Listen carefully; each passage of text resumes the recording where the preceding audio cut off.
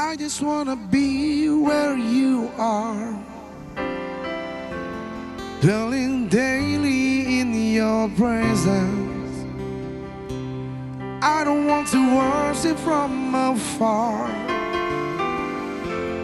Draw me near to where you are. I just wanna be where you are, in your dwelling place, your presence. Take me to the place where you are, 'cause I just want to be with you. I want to be where you are, dwelling in your presence, fasting in your table, and surrounded by your glory.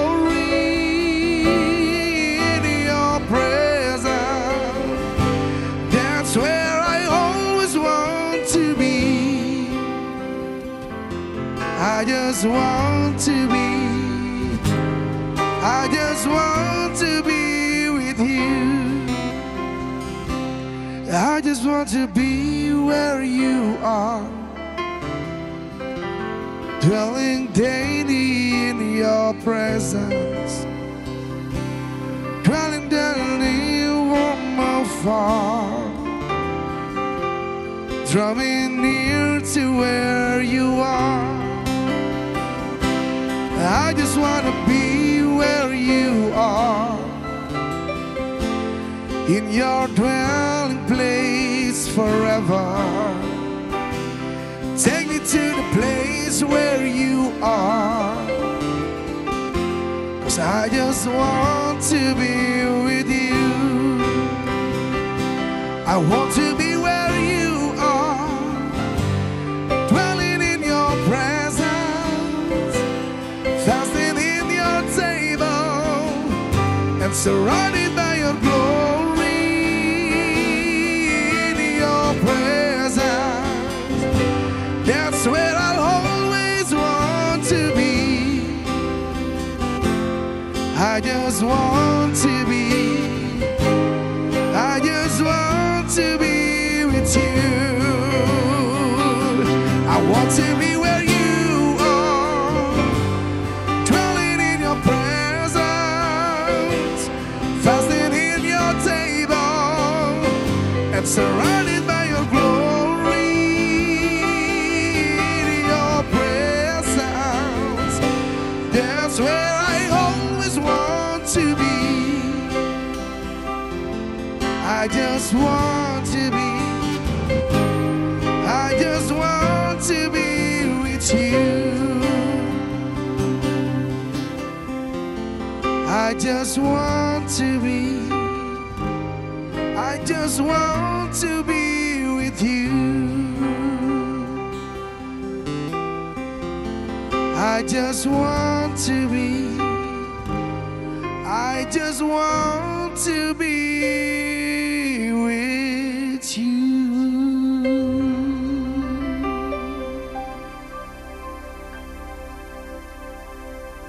Shalom, ketemu lagi dalam konten Roti Manis. Saya berharap saudara setelah mengikuti konten ini, saudara makin dekat dengan Tuhan, saudara makin mengasihi Tuhan dalam kehidupan saudara. Siang ini kita akan bahas sesuatu hal yang menurut saya penting sih buat kita banyak orang Kristen, dan mungkin juga jadi pertanyaan banyak saudara gitu ya.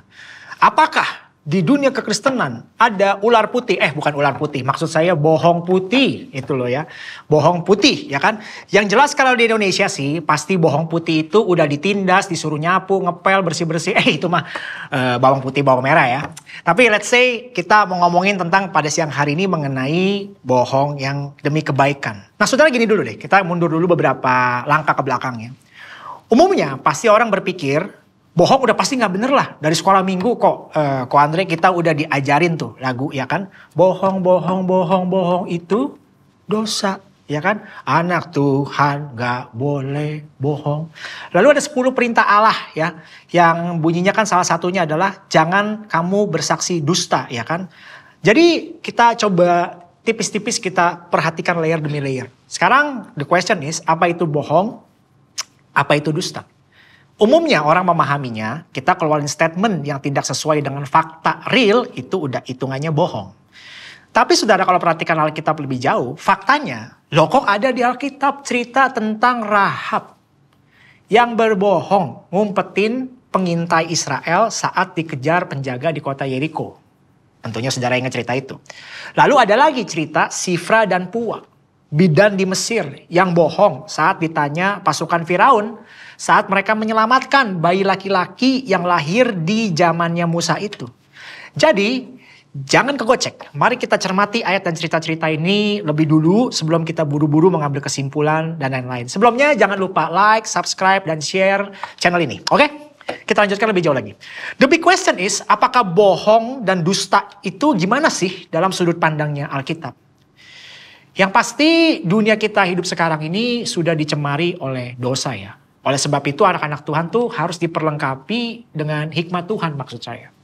Untuk dapat menangkal berbagai tipuan iblis. Dalam hal ini kunci untuk memiliki hikmat Tuhan. Firman Tuhan bilang di Amsal 9 ayat 10 adalah begini. Permulaan hikmat adalah takut akan Tuhan. Dan mengenal yang maha kudus adalah pengertian. With that context dengan ayat itu kita langsung lari ke ceritanya Sifra dan Puah. Nah untuk memahami cerita Sifra dan Puah kita lihat dulu nih konteksnya. Jadi kasus ini dimulai dari niat jahat Firaun untuk membunuh semua bayi laki-laki, terutama umat Israel ketika mereka berada di dalam perbudakan di Mesir. Itu ada di Keluaran 1 ayat 15 sampai 22. Nanti saudara bisa teliti lebih dalam. Nah, hal itu dipandang jahat oleh Tuhan. Sebab umat Israel kan udah dipilih jadi umat perjanjian Tuhan ya, melalui janjinya kepada Abraham. Kalau ini dibantai semua, ya berarti nanti Yesus gak bisa lahir dong dari keturunan Israel. Gitu. Jadi Firaun ini punya niat jahat sampai para bidan ini pun mengetahuinya. Dan para bidan tersebut memutuskan pada waktu dia menolong wanita Ibrani bersalin, mereka menyelamatkannya. Sifra dan Puah menyelamatkannya. Padahal mereka semua bayi laki-laki itu harus dibunuh. Bayi yang perempuan dibiarkan hidup. Dan di Keluaran 1 ayat 17 dengan jelas bunyinya begini nih. Tetapi bidan-bidan itu takut akan Allah. Dan tidak melakukan seperti yang dikatakan Raja Mesir kepada mereka dan membiarkan bayi-bayi itu hidup. Lalu kalau saudara baca lebih teliti lagi ketika Firaun bertanya mengapa bayi-bayi itu dibiarkan hidup. Mereka menjawab bahwa sebelum mereka datang ini bayi-bayi ini udah lahir duluan. Dalam hal ini apakah Sifra dan Puah berdusta atau berbohong di hadapan Allah? Kalau bahasa anak sekarang lah ini kayak bohong putih ya. Mari kita lihat lebih jauh lagi apakah mereka berdusta. Nah untuk menjawab ini kita lari ke Keluaran 20 ayat 16 dan Ulangan 5 ayat 20. Kedua ayat ini kan berkata jangan mengucapkan saksi dusta tentang sesamamu. Jadi pertama dengan kalimat pendek itu dapat ditarik kesimpulan bahwa dusta atau bohong adalah menyaksikan sesuatu yang tidak benar kepada seseorang dengan maksud yang disengaja. Gitu. Contoh yang sangat jelas di Alkitab adalah Ananias dan Safira dalam Kisah Para Rasul. Yang kedua, kalau kita perlu perhatikan di ayat ini, kata jangan itu berasal dari kata bahasa Ibrani, yaitu lo gitu, L-O. Kata yang sama juga dipakai setiap kata jangan dalam 10 firman Allah. Jadi kata ini menunjukkan arti mutlak tanpa syarat itu maksud saya. Karena ada kata jangan yang lain yaitu al yang artinya kondisional ya. Jadi yang kalau yang lo ini nggak boleh tanpa syarat. Nah, tapi kan di kasus Sifra dan Puah mereka memang menyampaikan informasi yang tidak benar kepada Firaun dengan cara yang disengaja. Lalu apakah itu dosa? Jika hal itu dusta saudara, pasti dosa. Namun jika hal itu bukan dusta atau bukan bohong, ya nggak jadi dosa. Nah untuk ngecek lebih jauh lagi mengenai kasus Sifra dan Puah ini ada di Keluaran 1 ayat 17. Bunyinya begini. Tapi bidan-bidan itu takut akan Allah. Kata kuncinya. Dan tidak melakukan seperti apa yang dikatakan Raja Mesir kepada mereka dan membiarkan bayi-bayi itu hidup. Nah kita mengatakan bahwa dasar tindakan dari Sifra dan Puah ini itu tidak menuruti keinginan Firaun, tapi dasarnya adalah takut akan Allah. Jadi Perhatikan bahwa ungkapannya digunakan bukan ketakutan yang dari Allah, bukan. Melainkan takut akan Allah. Jadi Sifra dan Pua ini menolak kemauan Firaun karena mereka benar-benar takut Tuhan, itu maksudnya. Dan yang menarik saudara, Alkitab berkata di Keluaran 1 ayat 20, maka Allah berbuat baik kepada bidan-bidan itu di Keluaran 1 ayat 20. Kalau ada kata maka, ya itu kan berarti ada hubungan sebab akibat dengan kejadian sebelumnya kan. Artinya Tuhan ini memuji gitu, quote unquote, tindakan Sifra dan Pua yang memberikan informasi seperti itu kepada Firaun. Bahkan di ayat 21, saudara bisa lihat Alkitab berkata, dan karena bidan-bidan itu takut akan Allah, maka ia membuat mereka berumah tangga. Lagi-lagi ada kata, dan karena, ya kan, maka, dan karena bidan-bidan itu takut akan Allah, maka ia membuat mereka berumah tangga. Kesimpulannya, karena kedua bidan ini memiliki hati yang takut akan Tuhan atau takut akan Allah, Allah berbuat baik kepada mereka dengan memberikan masing-masing seorang suami. Karena Sifra dan Pua bertindak atas dasar iman, akhirnya Tuhan memuji perbuatan mereka. Jadi jelas kalau Tuhan memuji perbuatan mereka, dua orang ini gak kehitung dusta tuh di hadapan Tuhan. Same case dengan Rahab ya, yang dengan sadar dan sengaja mengucapkan perkataan yang tidak tepat kepada utusan Raja Yeriko yang datang ke rumahnya untuk menangkap kedua mata-mata utusan Yosua. Gitu. Tindakan Rahab, kalau kita pelajari lebih jauh juga, itu didasari sama nih oleh hati yang takut akan Allah. Gitu. Jadi jelas Rahab itu dalam pembicaraan pada waktu bertemu dengan saksi-saksi itu, Rahab bersaksi bahwa bangsa gua udah gemeter nih mendengar segala tindakan Allah Israel terhadap Mesir dan bangsa-bangsa lain di sepanjang perjalanan Israel keluar dari Mesir. Rahab juga percaya bahwa tanah ini pasti akan diberikan Allah kepada umat Israel, maksud saya. Dan Rahab pun bersaksi bahwa Allah Israel adalah satu-satunya Allah yang menciptakan langit dan bumi. Jadi jawaban Rahab itu jelas-jelas memberikan informasi yang salah itu bukan didasari oleh keadaan dirinya sebagai orang asing yang belum kenal Tuhan gitu, atau Taurat Tuhan atau hukum Allah. Tindakannya semata-mata menurut Ibrani 11 ayat 31 didasari oleh iman kepada Allah dan umat Israel. Jadi firman Tuhan dibilang Ibrani 11 ayat 31, karena iman maka Rahab perempuan sundal itu tidak turut binasa bersama-sama dengan orang-orang durhaka. Karena ia telah menyambut pengintai-pengintai itu dengan baik. Bahkan Yakobus mengatakan bahwa Rahab dibenarkan Tuhan.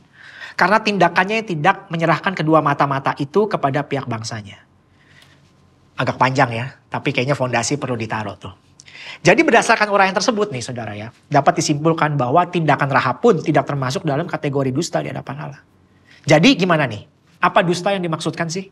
Kita lihat secara cepat contoh kasus mengenai dusta tadi kan, memberikan informasi tidak sesuai dengan fakta yang disengaja. Untuk hal dusta yang ini, Alkitab mencatat banyak nih ceritanya di Alkitab. Secara cepat aja.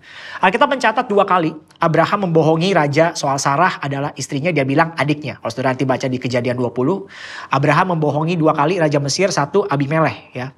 Yang kedua, dusta seorang nabi tua yang menyebabkan ada nabi muda yang diutus Tuhan untuk menegur raja Raja Yerobeam tewas. Itu ada di 1 Raja-Raja 13. Dan yang paling populer adalah cerita Ananias dan Safira yang berbohong dengan uang tanah mereka dengan motif supaya mereka tuh dihormati.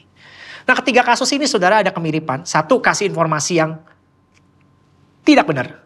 2, motifnya untuk kepentingan sendiri. 3, oleh sebab itu tidak memuliakan Allah. Jadi semua kasus dusta yang diperhitungkan bohong itu punya kesamaan yang sama, yaitu sumber pernyataan mereka bukan dari Tuhan. Bukan lahir dari iman dan bukan pula dari hikmatnya Allah. Melainkan dari diri mereka sendiri.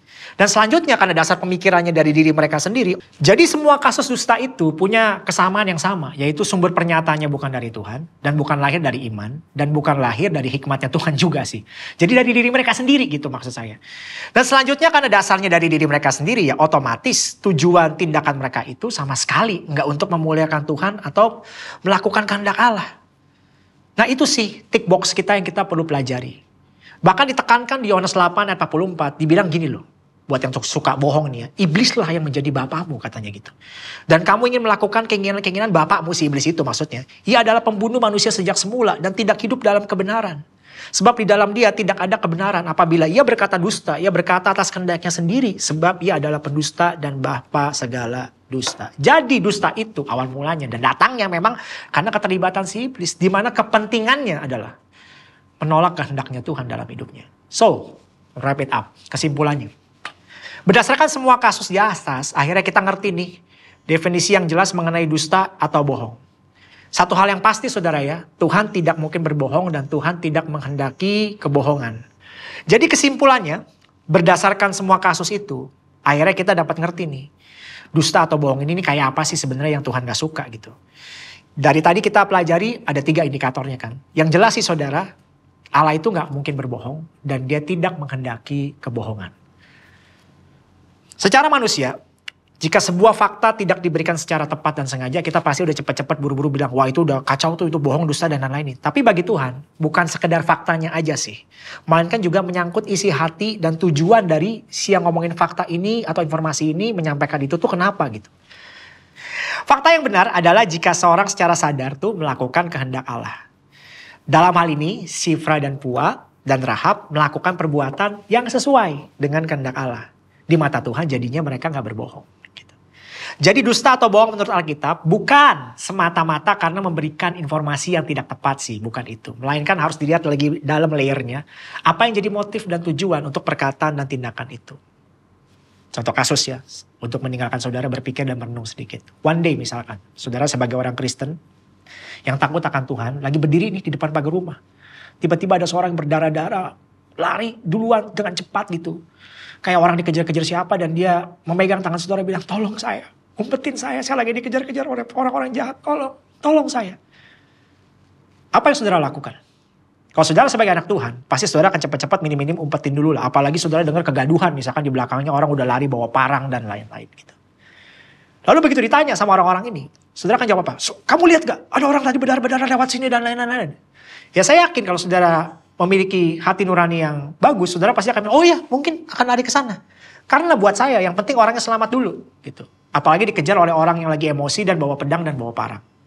Karena masalah ini saudara sebenarnya adalah masalah yang bisa kena hukum. Dalam artian kalau ada orang yang menghakimi sendiri kan secara hukum juga tidak baik. Dan biarlah kalau orang yang diumpetin di rumah kita juga salah, ada baiknya diserahkan kepada pihak yang berwajib. Atau pihak hukum yang mengerti mengenai masalah ini lebih detail. Dan tidak untuk dihakimi dan tidak untuk dibacok saat itu juga misalkan di rumah itu. Nah saudara, kalau saudara mengerti begitu, berarti saudara mengerti kan kalau berbohong yang putih, berbohong itu bukan untuk diri kita sendiri. Jadi kalau kita berbohong saudara dalam artian yang mungkin banyak orang katakan, ya sebenarnya Tuhan juga gak mau kita berbohong sih. Tapi dalam konteks tertentu, kayak tadi misalkan, kalau berbohongnya untuk kepentingan orang lain dan untuk punya motif dan memuliakan nama Tuhan, dan apalagi case demi case kita bisa teliti dan lihat dulu, ya jangan buru-buru kita menganggap itu adalah sesuatu yang salah gitu. Tapi kalau berbohong untuk kepentingan diri sendiri, tidak memuliakan Tuhan, misalnya kayak SMS mama minta pulsa, ya kan? Atau yang berbohong supaya dapat jodoh pakai filter yang keren-keren supaya lawan jadi tertarik, lu pikir aja sendiri. Tuhan berkati.